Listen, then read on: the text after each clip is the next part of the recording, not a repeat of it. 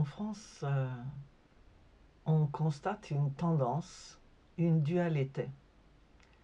Les catholiques ont l'habitude de placer chez eux ou dans les bâtiments publics qui appartiennent à l'Église des crucifix. Les protestants, eux, préfèrent généralement la croix nue, c'est-à-dire la croix sans représentation du Christ crucifié. La question est, quelle est la différence entre les deux?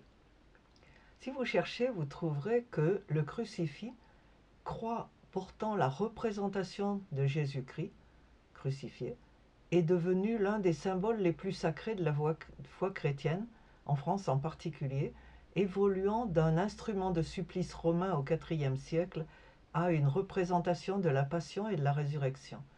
Il symbolise l'amour inconditionnel et le salut popularisé par l'art médiéval et religieux. Nous apprenons qu'à l'origine, la crucifixion, on le sait, est un instrument de supplice méditerranéen, notamment utilisé par les Romains pour les criminels et les esclaves. Jésus de Nazareth a été exécuté sur une croix au 1er siècle sous Ponce Pilate. Le crucifix, c'est-à-dire la représentation avec le corps du Christ sur la croix, n'apparaît pas immédiatement.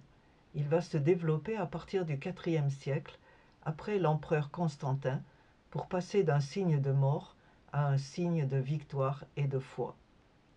Au Moyen Âge, entre le XIIIe et le XIVe siècle, les représentations deviennent plus réalistes, accentuant le réalisme de la souffrance, avec une forme en S du corps affaissé et l'apparition de la couronne d'épines sur Jésus.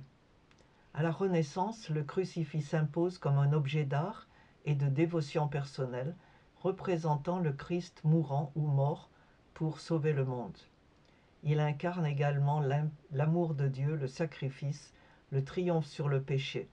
La croix est donc devenue progressivement un objet de vénération majeure dans la tradition, en particulier catholique. La question est, faut-il préférer l'un à l'autre?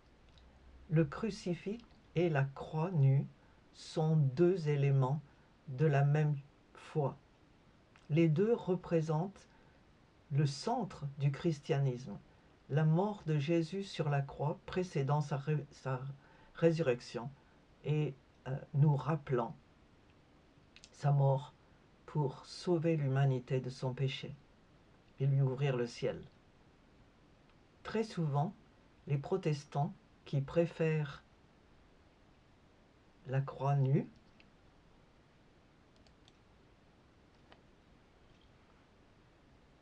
insistent sur la résurrection. On n'a plus besoin de voir Jésus sur la croix. Jésus n'est plus sur la croix, il est ressuscité.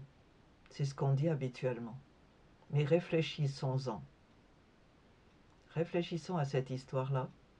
Il n'y a pas de résurrection sans mort. Pour ressusciter, il faut d'abord mourir. Et il est important peut-être de se souvenir que le Christ est vraiment mort. Les musulmans nient la croix, nient le sacrifice de Jésus sur la croix. Et par conséquent, ils renient l'essentiel du christianisme. Il n'y a pas d'objet commun entre l'islam et le christianisme. Il est vrai que Jésus n'est plus là. Il est vrai que la croix est maintenant nue, parce que Jésus a été descendu de la croix, comme le raconte d'ailleurs non seulement l'Évangile, mais l'art depuis le Moyen Âge, les peintures, les sculptures.